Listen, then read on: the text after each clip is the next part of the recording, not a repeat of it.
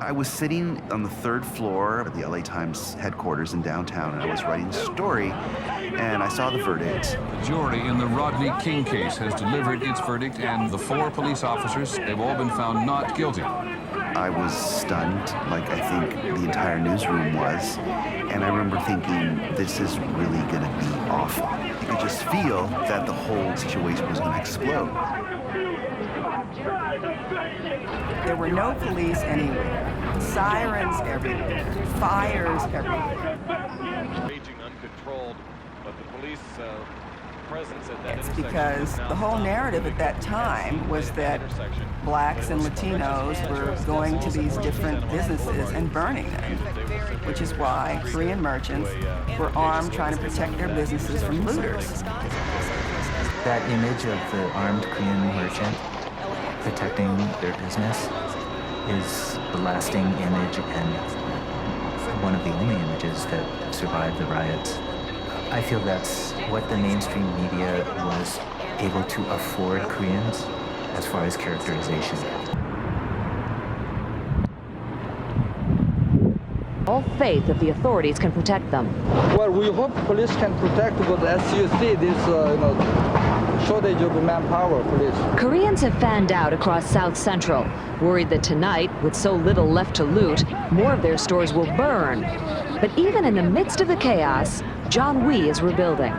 We will continue to serve this community by doing the proper way of business. I don't think this is the will of the majority of this community. Very few of the people of color were the ones doing the actual writing of any of these stories. The central truth was about LA's diversity and LA's history and LA's complexity. This just wasn't making it into the newspaper every day because the actual form of storytelling newspaper didn't allow this full truth to be told.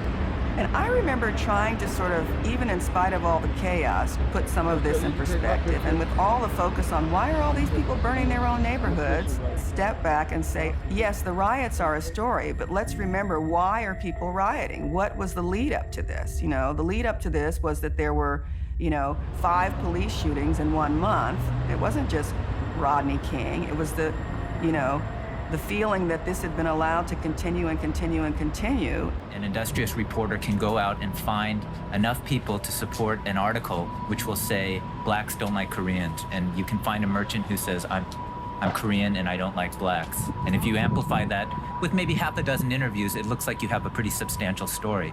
But that ignores the fact that there may be 300,000 Korean Americans who say blacks and Koreans have a lot in common.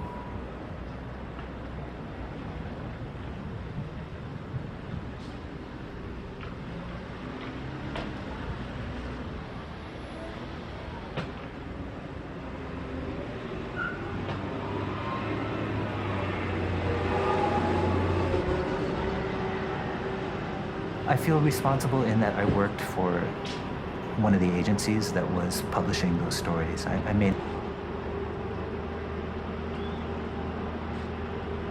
not have written the stories, but I was working at that newspaper that was publishing stories that characterize Korean and African Americans as adversarial.